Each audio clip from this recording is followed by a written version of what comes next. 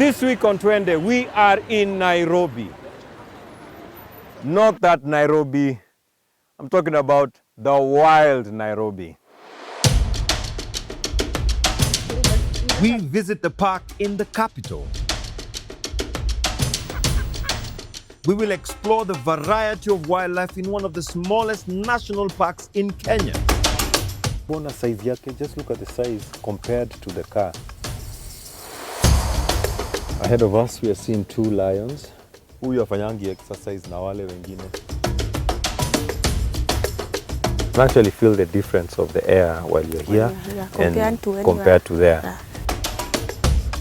Be in the wild, we might even witness a hunt.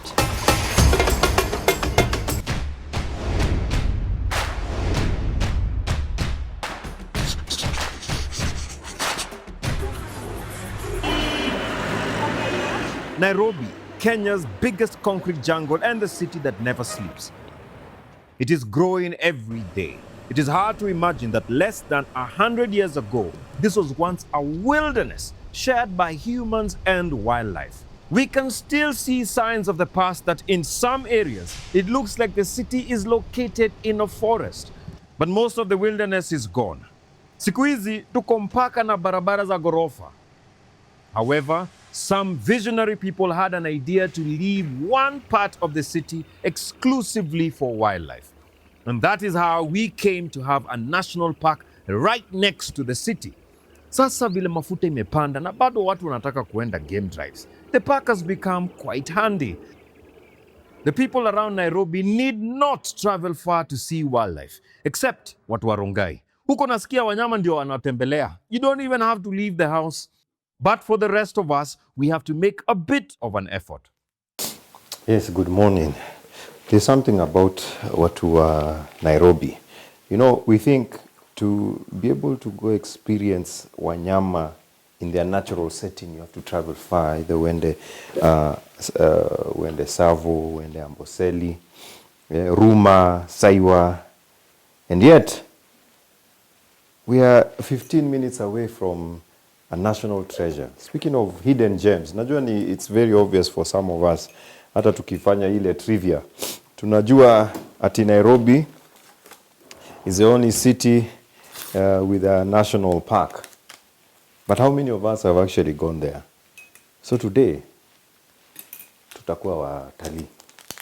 Na tutaanza na home. So nasema charity begins at home. Tuone tutafute hawa wanyama. Just going to have a quick breakfast. Yeah, kawaida inakuanga maziwa na sukari mingi, but juu sina wakati. And huyo crew washafika.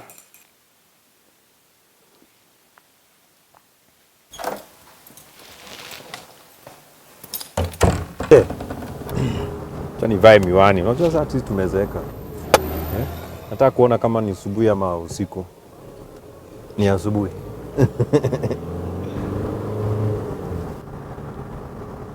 Hello. Hello, how are you? Welcome to Nairobi National Park. Thank you very much. Yes. Uko salama? Niko mzima na wewe? Hata mimi niko salama. Karibu sana. Mzuri sana. Tunaweza anza na majina. Mimi naitwa Lilian Nyabicha, Assistant Director Nairobi National Park. And it's my pleasure to welcome you to this iconic park this morning. Yeah. Yes. I am a bit embarrassed because mimi naishi Nairobi lakini sijai experience the park. You are not serious. Nime experience the walk. Yes. Nika experience, nimeenda hapo ile pale kwa, there was an event here. There was a company celebrating 100 years. Yes. Lakini ku experience park, the way I've experienced other parks, I haven't. So today will be my first time. No worries. Yeah. We really enjoyed the park. Yeah. And do you know the park, it's the first park to be gazetted in Kenya. Really? It was gazetted in the year 1946. Yeah. So it's the oldest park in Kenya, and not only in Kenya, but in the entire of East Africa. Umesema 1946? Yes. That was the year my dad was born. Wow, so na your dad is as old as Nairobi National Park. Yes. Na hata yeye sidhani amekuja hapa. Tutamleta. Hii mwaka tutafanya birthday celebration yake Nairobi National Park. I will hand you over to our tourism warden. She's Gladys Katuria. Yeah. She is the one who will be able to take you through the park. Yes, yeah. Yes. Tunajuana.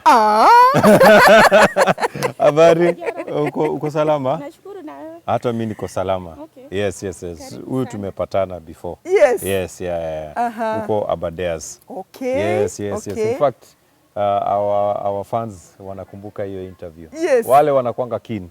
Yes, yeah. Hata kama huku ni wild Nairobi, bado kuna sheria.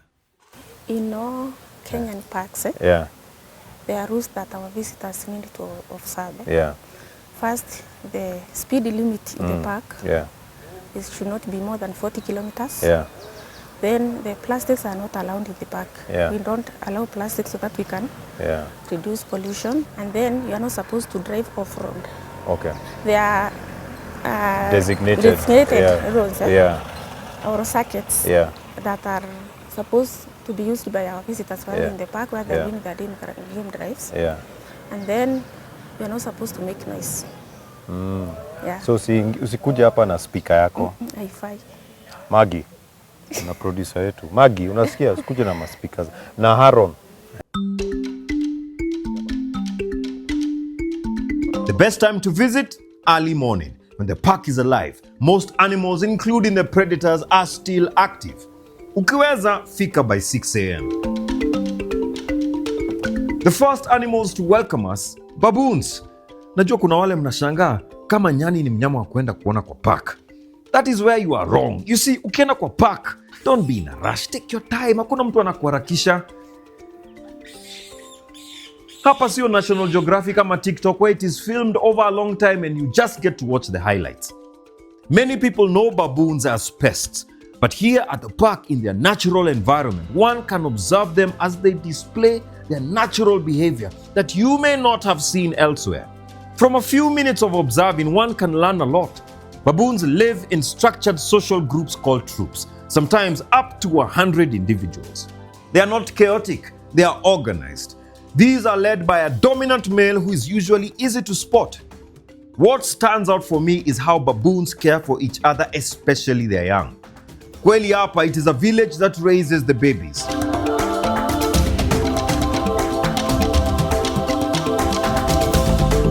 Mothers raise the young, but other females help. It's a community. Kama binadamu, they groom, they bond. Come to think of it, when you see how baboons look out for each other, care for their young, and show tenderness, then compare that to the wars that civilized man is fighting against his own fellow man. Maybe calling someone a baboon may not be an insult. Ni matusi kwa nyani. Tuendelea. Tumeona baboons, we've seen a few birds, we've seen insects, tunaona vegetation.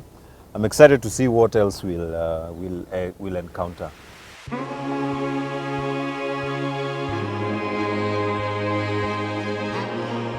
We leave the forest and enter the open savanna. Hapa ni rahisi kuona wanyama kutoka mbali. Nairobi National Park is 117 square kilometers or 29,000 acres. It may feel vast when you're inside it, but it takes up only about a sixth of the city. A small pocket of wilderness surrounded by a sea of concrete. 17% of all the land in Nairobi is taken up by this park. Kwa watu wengi wakitembea kwa park, kichwa huwa tu inafikiria simba. But this park is also one of the best places for bird watching. Kenya is an important bird area and one of the best places to see our feathered friends in their natural habitat is right here at the park. From the small to the big ones. Kuna wale wana hunt kwa ground kama huyu. This one has a name that would make you shy to say it. Wacha tu niseme. This is a Cory bustard, one of the heaviest flying birds in the world. And above us, the powerful martial eagle. Watching birds in their natural environment is very different.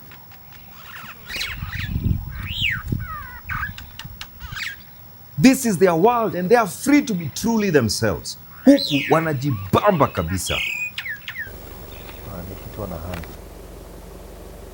Seeing a hunt in the wild is rare, but today is a good day.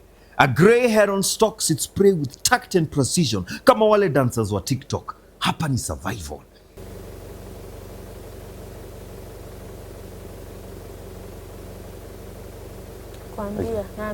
Kill or be killed. In this case, it seems there was no killing, but there will be definitely a take two. I think they got it.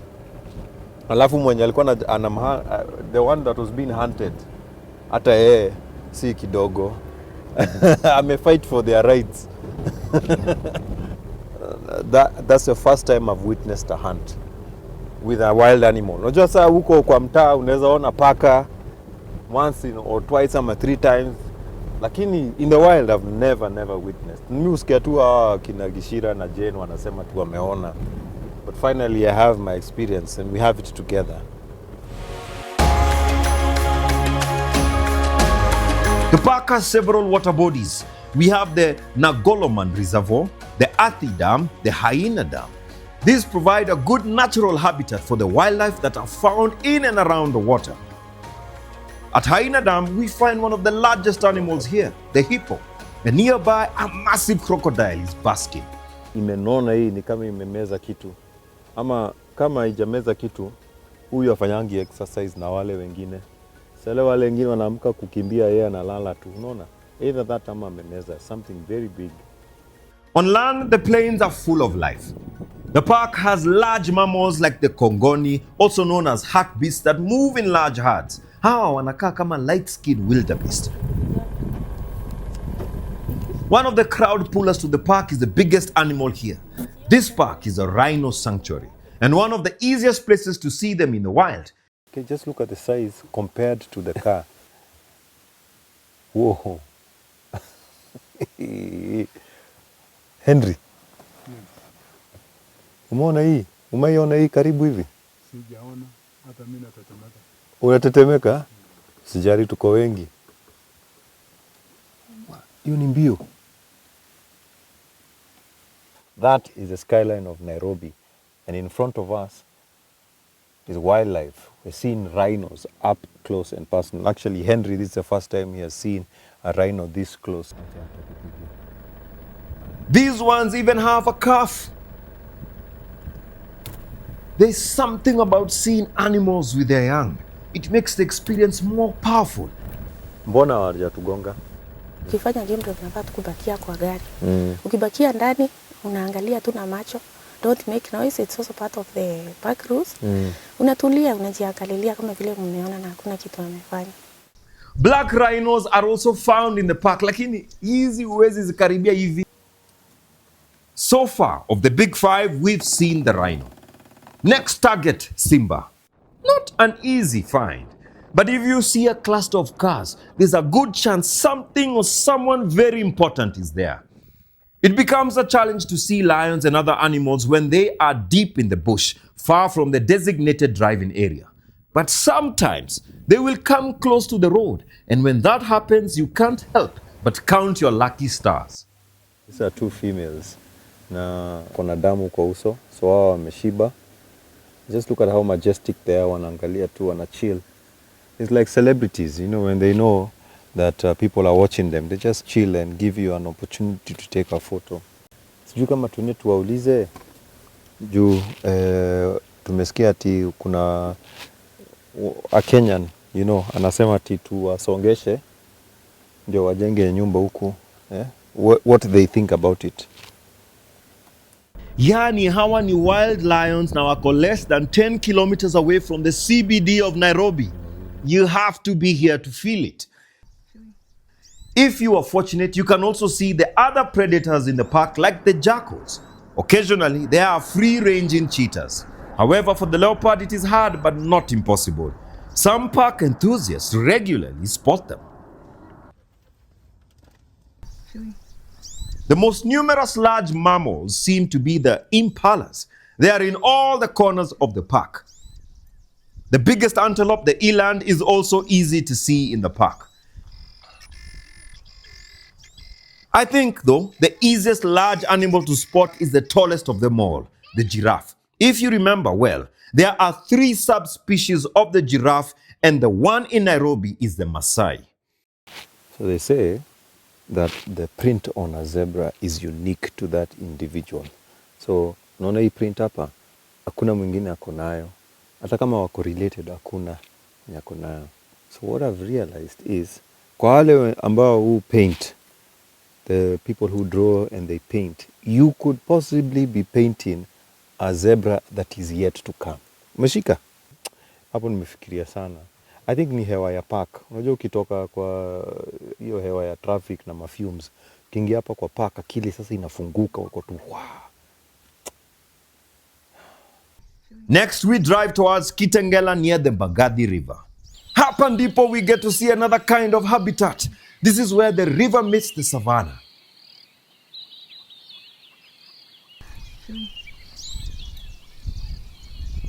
Hapa tunawapata korongo au ukipenda marabou storks.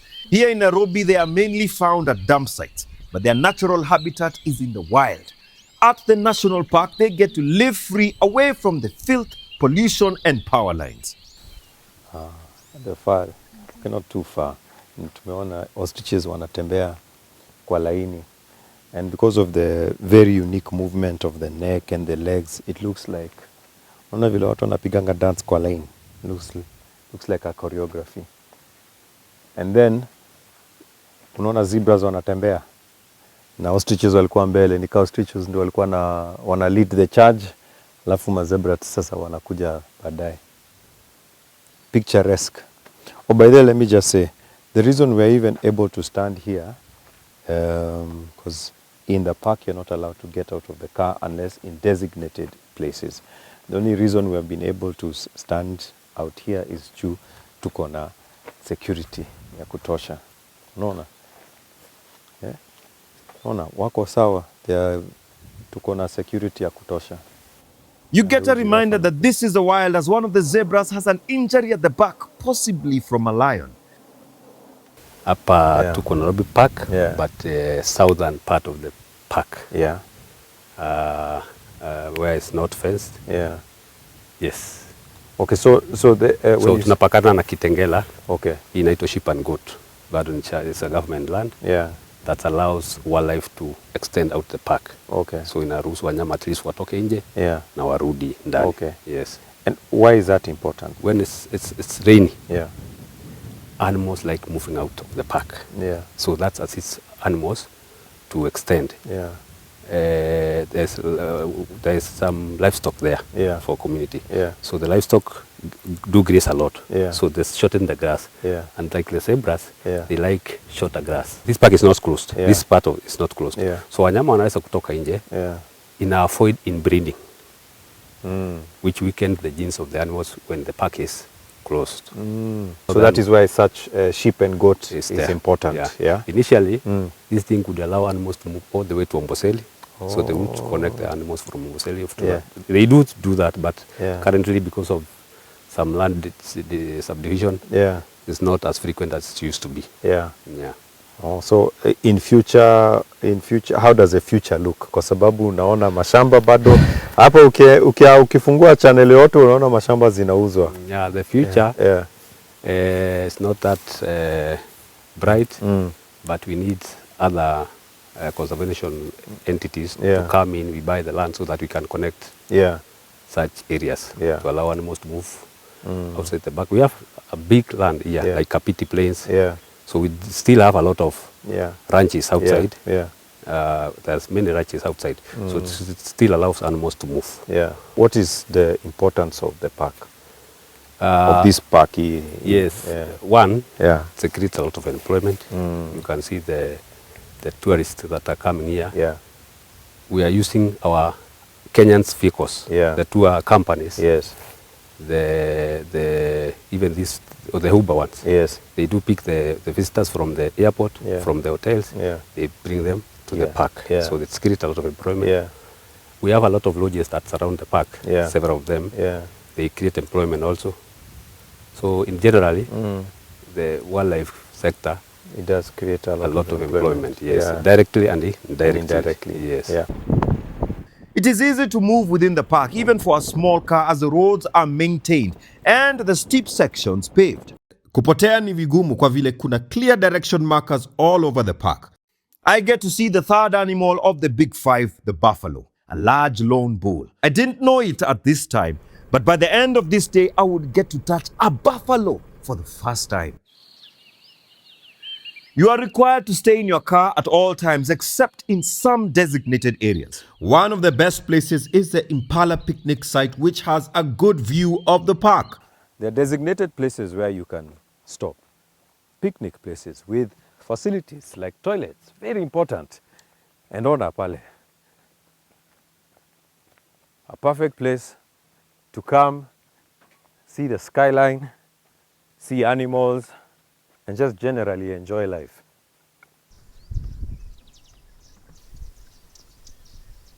This is nice.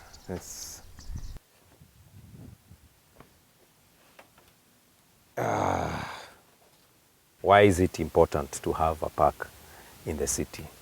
We need to protect it for current and future generations. And pia the animals have a right to live.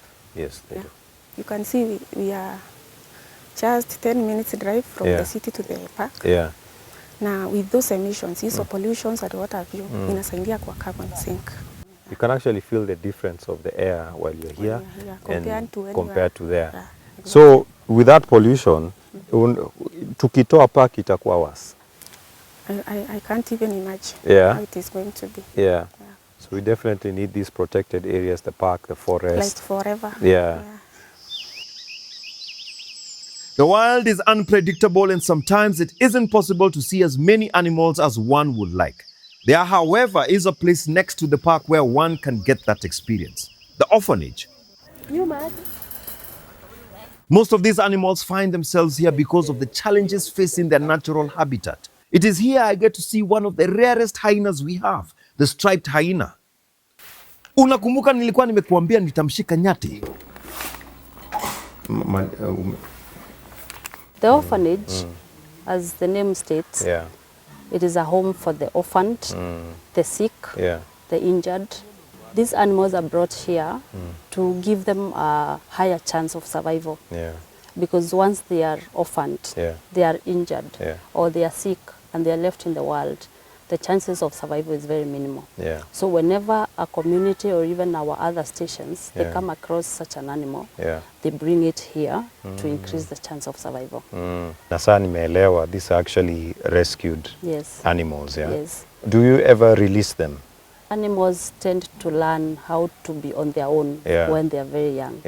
But these ones, once they are brought here, sometimes they are brought here very young, and we nurture them, we take care of them. So they are used to being taken care of. For the cats are like the lions, the hyenas, the leopard, the cheetahs. Once they are used to being fed, so they don't learn that survival in the wild. It is very hard for them to learn later in life. So that is why we don't reintroduce them back to the wild. Nika kuwapeleka wakufe tena. Wataenda kukufa tena. Yeah, because they don't have the skills. Yes. And it also gives us an opportunity to come and see them up close and personal. Yes, it also serves as an education facility where we educate the world about the importance of conserving wildlife. Lakini kukupenda yake ni very tricky. Juu hata kukupenda lakini anakushuku sana.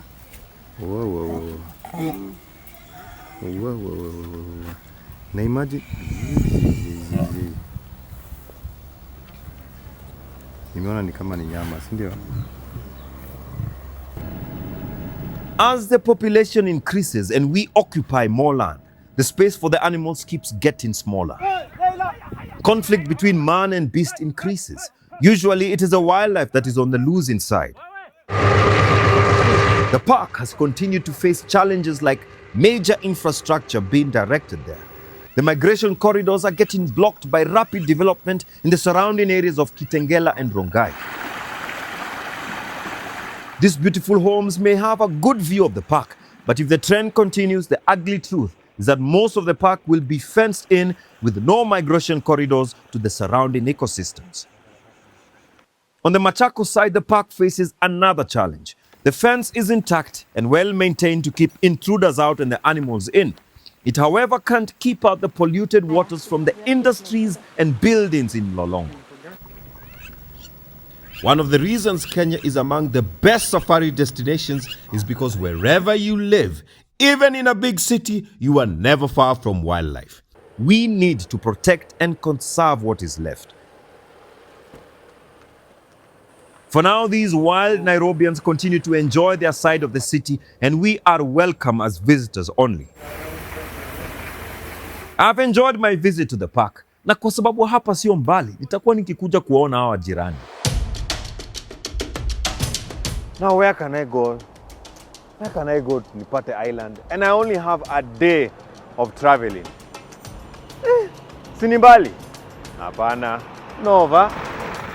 Next week, we visit the closest inhabited island to Nairobi.